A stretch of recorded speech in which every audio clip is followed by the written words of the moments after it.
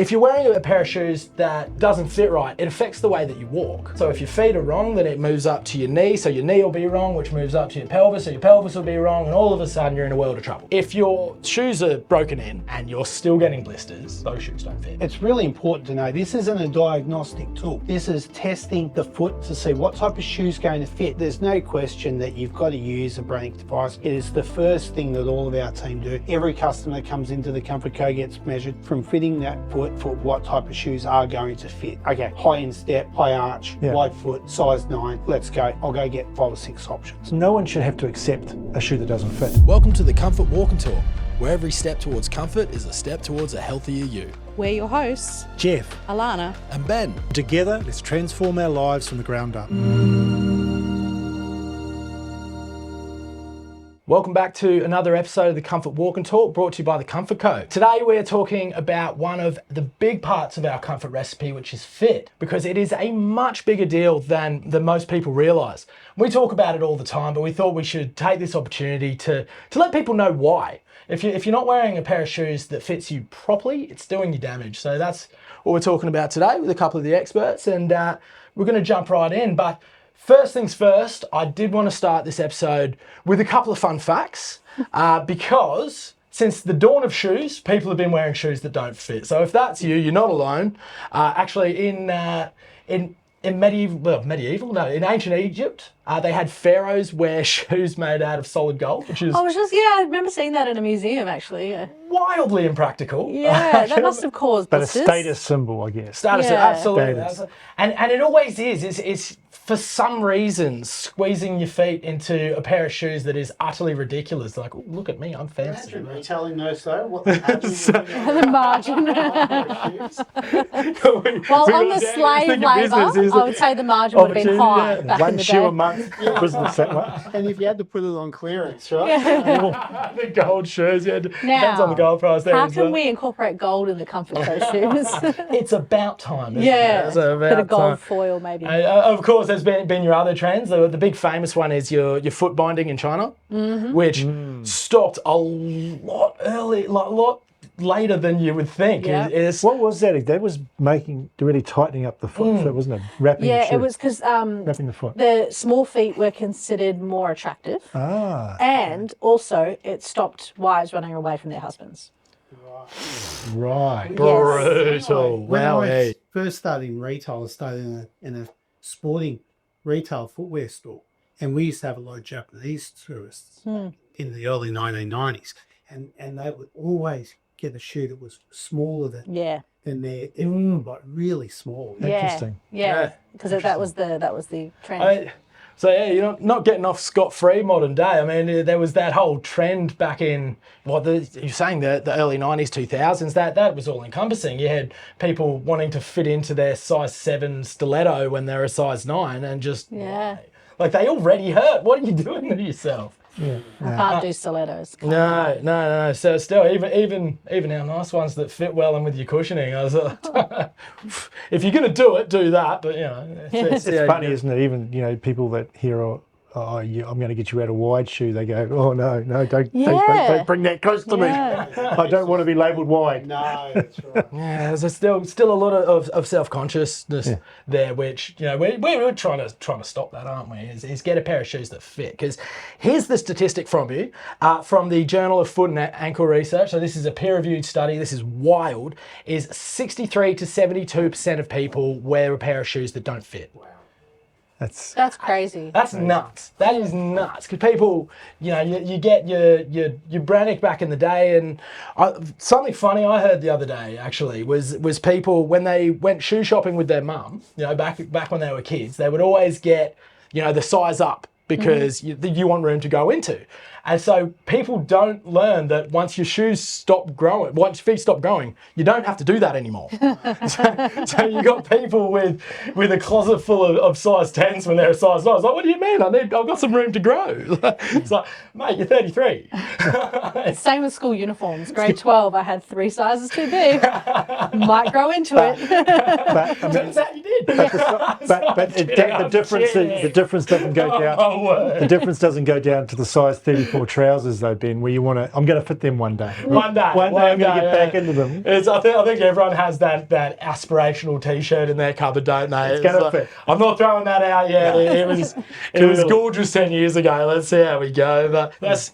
With that stat there, that 63 72% of people wearing the wrong size shoes. If that is you, if you fall under that category, and chances it is you, your shoes are doing you damage. Yeah. There's no two ways about it. So there are a lot of really common foot issues that are caused. These are the more prevalent ones. So things like, everyone's had a blister before. Mm-hmm. You know what that is, your little pus sac.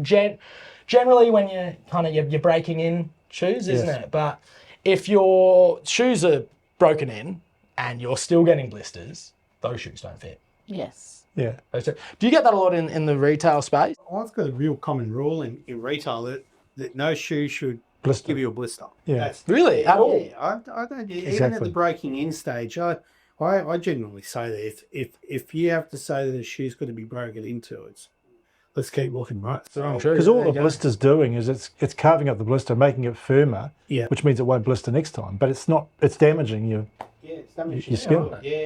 Well, a lot of people will still wear a pair of shoes. A lot of the leather shoes that don't have a lining or sometimes blister that need to be softened, and that's fair enough. But in the comfort footwear area, we should be fitting to fit. So there you go. I just thought the blisters were commonplace. I work here, so there you go. Yeah. And so the step up from that is your calluses. So that's repeated action. So it's like a blister, but it's gotten to another level there. This is where we're getting into our kind of real issues.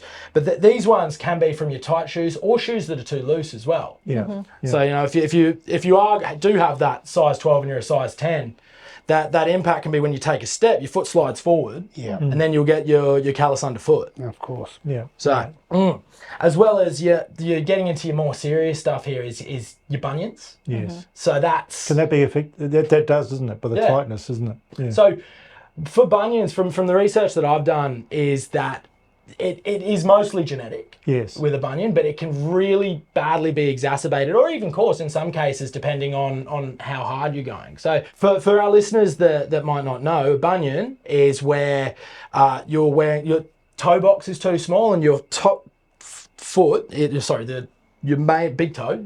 Try that again. Your big toe gets across your other toes. Yes. And over time, you develop this kind of unsightly spot just over the ball of your foot. Yeah. And that doesn't go away. Yeah. So there are interventions there, so you can go and see your podiatrist. But in really bad cases, and if you are genetically predisposed to bunions and you're wearing the wrong pair of shoes, you could have to get surgery. Yeah. Surgery. Yeah.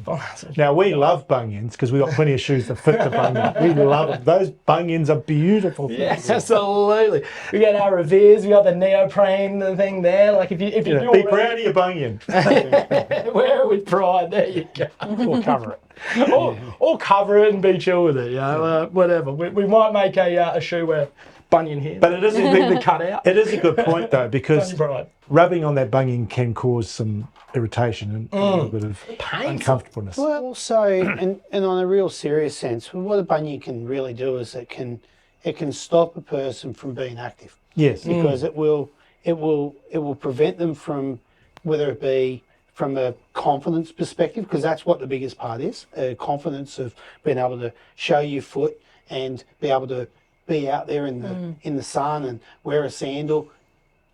It's a real confidence decreaser, and people will become less active that way. Yeah. And then to the more serious stages, a bunion can actually it can hurt. Yeah. And so and some of the times, to your point, Ben, it's not just genetic, it's about the footwear that you originally wear. And we say sometimes, we make a living out of stilettos, and the customer will look around and say, "Where's your stilettos?" I go, "No, from the ladies that you were wearing it 30 years ago, that are now needing to come and buy our footwear now." That's what stilettos did. Well, thank you, Milano Blanc. That's it. There you go. You're welcome. Yeah, that's right. Yeah. So there are a couple of other things. The more hidden ones. for wearing a wrong pair of shoes. So those are the ones that are more prevalent. Your things like your hammer toes and things like, the bunions, things we talked about.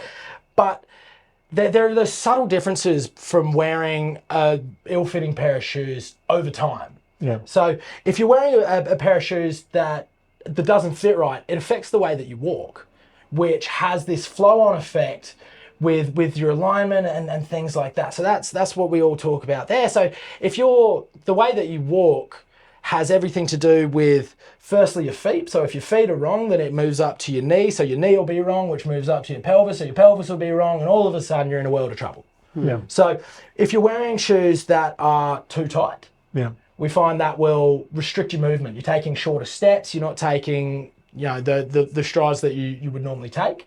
If you're wearing shoes that are too loose, it's a balance thing. Yeah. If you're sliding around here and there, then you can fall out of your shoes and fall over, have some real bad things. So that, as I was saying before, those long-term effects, that's what happens. So we tell people all the time, if you have a bad knee and you've tried absolutely everything, try a comfort pair of shoes. You never know. It could be the gait, the way that you walk is affecting how your knee is, and could be the cause of your pain. And at the end of the day, it's going to do you good either way. It could fix your problem, but it's not going to be a negative thing, is it? I think you make a good point about where we're at today in footwear, because no one should have to accept a shoe that doesn't fit. And it's a Cinderella effect, isn't it, really? You put a shoe on, it either fits or it doesn't. Correct. And you're going to know if it's too loose, and that's equally as bad as too tight. You're right. But the point is, you don't have to accept it. No. Because there's so many options in terms of footwear now to make a shoe fit beautifully. There's two things that you need to get right when you're putting on a shoe. Whether you're a customer, this is the knowledge you need to have, or whether you're a fitter, a fitter, and you need to fit the actual shoe. Does the shoe actually fit, and is it for the right reason? If you get those two things right, then you can start looking at designs and exactly. And there's enough with a comfort code to be able to get a nice range of good-looking footwear. If you get the right fit, right function, get them together, Magic happens. Yeah. And there are times in your life where the stakes go up with that as well. So you think about your elderly people where fall risk becomes a really big issue. So someone like myself, if I'm wearing a pair of clown shoes and I happen to go arse over tit, that's all well and good. I can that's just a regular weekend. Called out. Called you out for your revenge. I like it. But if I can dust myself off and all of that, but if you are an elderly person, over the age of say 65 or so, that can become a really big issue. I actually have a stat here. So it's 1 in 4 people over the age of 65 have a very serious fall every year. Yep. Wow. Yep. 1 in 4. Yep. Which not surprising. Yeah. So if you can do those, whatever it might be to be preventative for that, which could be just as simply as having a pair of shoes that fits properly, that you're more stable in. Maybe you've got that heel cup there that keep you stable as well. Just all the things that we look for. On the fall issue, I think just this is slight departure from the general topic. I think the fitting shoes is incredibly important to stable shoes, and I think the other thing is all about keeping your muscles active. And I mean that's just a side thing, but just personally, keeping your muscles active by walking and activity, and keeping stable shoes. The combination that should be with you forever. Well, falls here. I did a seminar at a nursing home about shoes that prevent falls, and the two big things are: is the shoe the right fit? Because if a shoe's too big, an elderly person's going to fall. And is there the right grip? Right. So if you get the right grip, then you get the right fit. But the most common foot issue with falling is the shoe's too big and they trip over it. And sometimes it happens. We go back to that Bunions talk. When a shoe's too wide, or a foot's too wide, and the shoe has to be longer so that it fits the bunion of an elderly customer. Yeah, they're fitting the widest part. They're fitting the widest part, which means they have to go longer. And an inexperienced or unskilled fitter will put them into a long shoe. The next thing they know, they're going over, and it can change a family's family structure because an elderly person that goes over. Exactly. That's it. The hip goes and that changes their whole world. It's a shocker. You know, exactly. When you can't repair a hip when you're at a certain age, you're done. You know. Yeah, it can just take such a big hit on that quality of life. Yeah. And you know, with that as well, you have a pair of shoes that fit, all that stuff we were talking about before. Your quality of life for those elderly people gets better anyway. Because you know, as we were saying, the more you're able to walk, the more you can walk. Exactly. You know? So the more you walk, the more you can walk. So if we can provide that pair of shoes that not only fits well, but also has that arch support, so you're getting less sore, that has that cushioning, so you can wear them all day, that means, you know, there's nothing stopping you from going for a walk. It's interesting too when you mention arch support, which is a critical part of stability. We say it's very important because it makes you more. It's like a good foundation to your body. But if you put arch support in a shoe, you actually shorten the length of the foot because you actually lift up the foot. Of course. If it's allowed to, it's like half a size longer. So again, it's about the expertise and making sure that fits right. I'm normally a size 9 is a common thing, isn't it? Put an arch support in, there might be an 8.5. Yeah. Then they're slipping out of it. So we'll have to figure it out. So, you know, something that we do to help with that fit. Obviously, we have our scanners that we'll get into a bit later, and on all the techniques to get that fit right in the first place. But if there's any wiggle room, it's an adjustable shoe. yes. That is an absolute game changer. Having those slight bits of adjustment, whether it be, you know, your extra straps, you know, your different points of adjustment, your laces where you normally wouldn't, those little stretchy panels as well. Those are kind of game changers. Yeah, neoprene or stretch leather. It's that. To Dan's point, those are designed to put the right fitting shoe onto someone that's got a bunion because they stretch out in the right spot. Correct. And if you've got a bunion, you should be looking for that all the time. That's right. Yeah. I'm so glad that the customer and the world right now has accepted that. Yeah. When we first started selling shoes, even just 7 years ago, if you had to adjust an inner sole or cut around something or put something in to adjust the arch, the customer would say, I want to buy the perfect shoe. But now with what we're doing with Revere and what we're doing with Shoal and what we're there is different variations that you can make to a shoe so that you can make I think the footwear industry just again has made that happen though, because you couldn't keep dishing up the old ugly shoes. No. They're good for you. They're good for you, but they're ugly. Doesn't work. Correct. It's got to be a mixture of both. And That's right. And with Revere as well, so we have shoes that can fit a couple of widths. Yeah, You know, yeah. imagine the SKU count if we had to go 4 different widths. Exactly. All the different sizes. For a retailer, that's impossible with the back room. For a wholesaler, that's impossible to buy enough. So you're saying is because we put fitting kits, we can go narrow. We can go extra narrower, wide. we can go medium, we can go wider, all in the one shoe. It's so important. You hear some of the more mature people come in and go, I'm a D fitting or I'm an E fitting. The younger generations, they don't know whether they're a D or an E anymore because there's so much variation in that one shoe to be able to make that shoe wider or narrower. Yeah. So the adjustability, so there's no need now. They just get the right length and then everything else will fit around. Yeah. So I guess I don't know if you got it on your list, but I guess one of the things that you talk about in issues too is diabetes. Is if someone's got diabetes and if they've got the wrong fitting shoe, 62% of the time, that can be bad, can't it? Yeah, it can be really bad. Yeah. Really, really, really bad.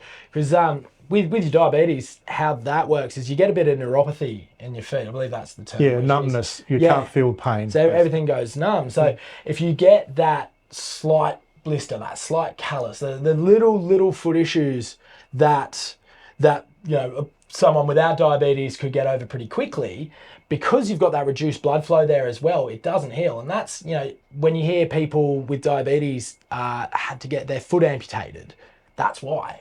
That's what. So the stakes get so high. And I never knew that until I actually found it strange when people said that, you know, special shoes for diabetes because it's one of the common problems. I thought blood sugar, how can it affect your foot? And that's the reason. It's because basically you got the wrong fitting shoe causing a problem that you don't feel, and it never heals. Never heals, and it gets infected. That's the end of it. Yeah. So how do you get the right fit? Good question. What can we do for our customers to ensure that absolutely doesn't happen? And we're really fortunate today because we've got Dan, our retail general manager here, who deals with thousands of people wanting to get the correct fit. Correct. So we thought we'd grab Dan and we'd have a discussion about some of the technologies. So Dan, I don't think we've got a Braink, but everyone knows what is a Braink? Yeah, a Braink is, and you would have grown up getting a Braink device and putting your foot into one of those metal devices, and we still use them today. There's no question that you've got to use a Braink device.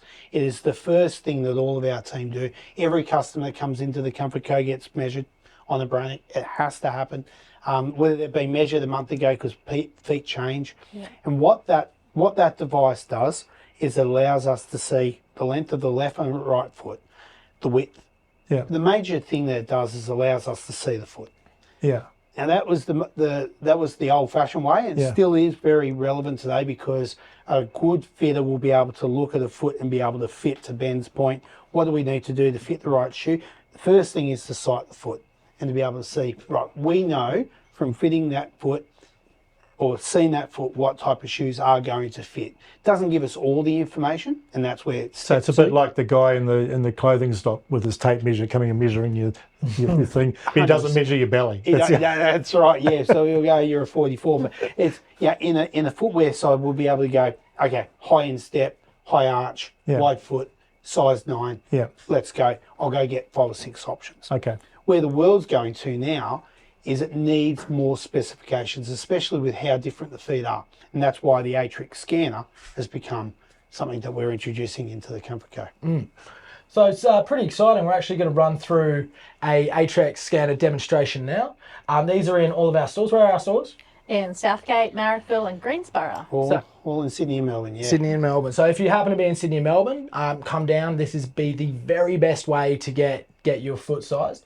If you're not in Sydney or Melbourne, on our website we have, from the same company, Atrix, a app, Size Right, which can give you a general idea. It's not going to be as in-depth as what we're about to see, but we'll get the job done. And if all else fails, our return and exchange policy is second to none. So and make sure you get that fitting pair of shoes. And one thing about the Atrix scanner is it's something that some of our best partners, shoe retailers, are also looking at to put in their stores. So some of your close shoe retailers may have the Atrix scanner in times to come, so keep an eye out for that. We'll certainly tell you when the Atrix scanner goes into the market. But without further ado, let's have a look at the thing. There's a good one in Wollongong that does it well. One of those guys. There's a store called Natural Fit. Yeah, they do well. So should we do the scan? Let's have a look. Okay. Yeah, so here we've got the Atrix scanner, and the scanner is going to give us a really accurate look at what a person's foot size is, or more inclusive, what their shoe size is. And that's what we're going to be able to see. But we're going to get Allanah to jump on so we can do a little bit of a demonstration on what it does, and we can explain it as we go. So she's stepped in from the side, her pants are just above her ankle, and we're going to choose that she's female, and then Please enter the scanner from the side. It's going to take its time. Tabs above your ankles. Make sure your feet have space between them and they're not touching the edges. We're going to start the scan now. It'll take about 15 or 20 seconds to do. It's capturing all different types, and what we were mentioning before, it captures more than just the length and the width. Right now, if you can see the screen, it's coming up with all the different pressure points that's underneath Allanah's feet. So anything that's red means there's more pressure, and anything that's blue is less. So we'll get Allanah to jump off so you can see the screen. And right now what we've got is we've got a 3D version of Allanah's foot.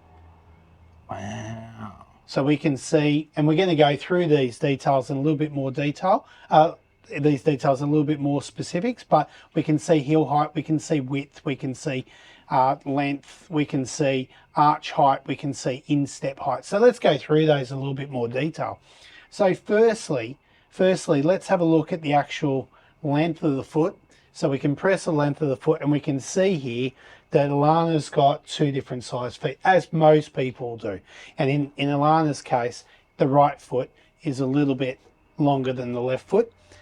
The size up here says a size 8 US. Now that doesn't actually mean that Allanah's foot is actually a size 8. It means the shoe that would best fit her foot is a size 8. But when we have a look at it, Allanah's right foot is in between a 7.5 and an 8. and the left foot is just underneath the 7.5. So it goes for the biggest shape, biggest size, doesn't it? It does, yeah, because it'll also take, when we go through the different specifications, it'll also take into account more than just the length. And if it was just the length, then the Braink would be okay. But this is taking into account that sizing here takes into account more than just the length. So it's really good information, because if someone tries on the left foot, they may say, oh, it's a little bit loose, but you say, well, wait till we try the right foot on. Correct. And then, because we may have to deal with that. And you always fit to the bigger foot. Yes. But you also fit to the wide, you fit to the instep, you width. Beautiful. Yeah. So, Beautiful. so let's go through some of those. We can also see, say, the width here. So right now we can see how wide each foot is. Now what this also does, what the scanner does, is something quite fantastic. It looks at 52 1/3 yards in the U.S. and 65 yards in Canada. There you go. That's how big your foot is. Wow. No, I'm joking. That's It's like a football field. It's like a football field. What it actually does is it actually takes Allanah's foot and looks at the average of a size 8 and looks at the width of Allanah's foot and whether it's above average or below average. Okay. So based on a size 8 US, based 8 US, oops, based on an 8 US, there we go. Allanah's just a little bit higher than average on the width. So we'd be looking for a wide shoe. We'd be looking for a wider shoe that would allow, or something that would be adjustable, that would allow us to get Allanah into a shoe that allows for a size 8 on the length, but maybe a tad wider. Exactly. But we also got to look at other different aspects as well. When we look at the girth, which is the parameter around the whole foot. So when we look at this, it's around the whole foot, right? What we're looking at here is, again, that left foot becomes a little bit more what we've got to start to fit from a footwear perspective. The right foot's closer to the average, the left foot's a little bit higher than average. When we look at the arch height, again, that left foot's actually dropped a little bit, which makes a little bit of sense because the foot's a little bit wider, so that means the arch height's a little bit lower, whereas the right foot that wasn't so wide hasn't had so much impact. And that could be anything. That could be, being a mum of 2 girls, and that could be any foot shapes change based on a whole different lot of factors, and that's just one factor there. The instep height's always really, really important, and in Allanah's case, it's not so bad, it's about average, but the instep height is the top of the foot to the base of the foot, and what type of shoe is needed. And sometimes you'll get this shoe that fits nicely on the length, it fits nicely on the width, but you get this pressure on the top of the foot. That's because we don't have a shoe that's high enough on that instep to be able to get around it. So that's a really important factor. And this one here, when we were talking about blisters earlier on, this is a really important stat that will help with the blisters. So some shoes are wider on the heel, some shoes have a different hook on the heel cup. This here runs pretty average and very, very different to the other specifications. You can see here pretty much the same on the left and the right, which probably indicates that your foot has changed a little bit over time, because it's fairly even in that and around that average, which means you'd be able to fit into most shoes that are a size 8. But sometimes people have a very narrow sort of heel, which means that they have to have something quite narrow on the heel, or wide, meaning that you have to have a wider heel cup. Just on that statistic of when you bring up those screens with the wide and all that, I know some customers think, oh, wide, oh, I don't want to. About probably in some of our brands, half of the shoes that we sell are wide. In Australia, which is interesting. So this is purely about getting your precise fit. It's not 100%. About saying you're big or small. It's about the precise fit of the shoe on you. Now this is a really interesting part of the scan, which I find to be, all of those other specifications are really good for being able to fit the foot. This part here is actually a really good measure of what's underneath the foot, the pressure. Now we've got to. It's really important to know this isn't a diagnostic tool. No. This is testing the foot to see what type of shoe is going to fit, but also what might be good underneath the foot to be able to take that pressure away to make your foot more comfortable through the day, hence being more active through the day, which is what we all. And one of our key components in our business is cushioning as part of our comfort recipe. So we want to know where to put the cushioning. 100%. And this, when you look at this, you can see where Allanah's foot I'm going to try and get this right. Here we go. So we can see here that there's a lot of pressure in the forefoot, a lot of really dark red spots in that heel. So what we've got to try and do is relieve some of that pressure. And sometimes a flat shoe won't do that necessarily. We've got to get something arch-wise, and maybe something in that metacarpal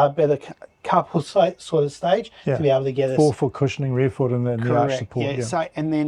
So when we look at a inner sole, and the Atrix scanner will always measure for the right pressure points to be able to get a nice inner sole. So when we're looking at an inner sole, an Atrix inner sole, without the inner sole, you can see the pressure points, and with the inner sole, you can see what a big difference is that can be taken away from the pressure points. And a lot of that's coming from the arch support. Yeah. But there is, you know, that's a particular design. But the fact is, the arch support's taking some of the dark red away from it. Yes, that's right.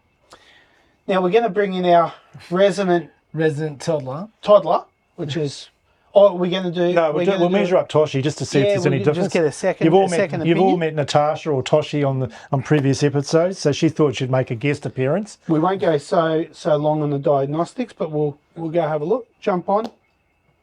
Very good. And we're going to press femur. We're going to start the scan. So just point out the big differences. So I'm sure they'll be big.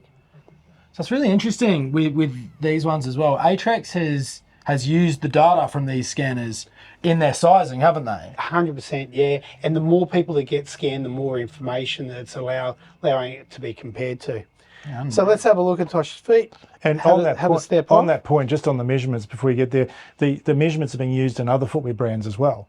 That's right. All these thousands and thousands of scans, it's creating more accurate lasts. And we're using the information too. Yeah, and it'll get to the stage where we're able to actually recommend a pair of shoes from the screen. Absolutely, that's within the next year or two. That's right. So similar size, in fact, same length foot, but the width. You're waiting? Oh, yes. It's a little bit wide. There we go. But very similar in the very similar in the is the left and the right. The left and the right are different sizes as well. So just press on that again. It's coming back up. There we go. Back to width. So the left and the right are two different size feet. And we know that Toshi's got a little bit. She's a little bit wider on the right foot, but she should fit into the wide shoe category. Great for testing footwear because we obviously make shoes to fit a couple of width fits. So Toshi does a lot of our testing of the wide fitment, and it's really good information to have. But I want to make something official on camera here. You are actually not at very wide. You are before very wide. So you're just a little bit above average. Okay, so I just thought I'd make that very clear. Thanks, Dan. Whoever's questioning the official measurement. I just wanted to let you know. I take flat white skim milk anytime. Okay, thank you very much. Very good. So then we've got the other measures. So there you go. But it's so easy, the scanner. So in terms of the time it takes and the information, you can see it's powerful. Right, what's next? Now we're going to grab our resident toddler. And why are we doing this? Because we've got a new kids function on the scan. Yeah, and it's important. We've got to scan kids as well. But what's important about this is to know that the Atrix scanner has adopted a little bit more of a fun feature for the kids. And children aren't going to necessarily stand on the scanner for 30 seconds unless they're entertained. So let's have a look at this. The virtual fitter on Atrix is called Albert. Let's see who the virtual fitter for the kids is. So jump on, Ben. Jump on, young Ben, and we'll press kids. Hi there, friend. Hey. Testing's magical foot scanner. Today, we're going to learn so much about your fantastic feet. That's fun. Opinion to fill in your details below and witness the magic unfold. So you're a How boy. old should I be? You'll be 10. We're 10 years old. Okay. Seems about right. And you'll press continue. Now, let me show you how it's done. Begin. Get ready. Here we go. 1, 2, That's adorable. 4, 5. And we're all done. Hey. Way to go. There you go. Right. So then it'll come up with the same metrics. Yeah. Very good. Amazing. It is. There Thank you you. go. So mums, bring your kids into the Comfort Co stores to get scanned on Tootsie. There you go. That's why fit is so important for your footwear. We hope you've learnt something from that. It is really important. If you are in Sydney and Melbourne, go and get your feet scanned. It's the best possible way to do it. But if you're not, we do have those options for you online as well. So we hope to come and see us in store. Thanks a lot. Thank you. Thank you for joining us on the Comfort Walk and Talk by the Comfort Co. If you like this episode and you got something out of it, we would love your support with a 5-star review on Apple Podcasts and Spotify. Don't forget to subscribe on your favourite channels and never miss a step on your journey to comfort. Please follow us for more insights and updates on the Comfort Co social media channels. Until the next episode, see you later.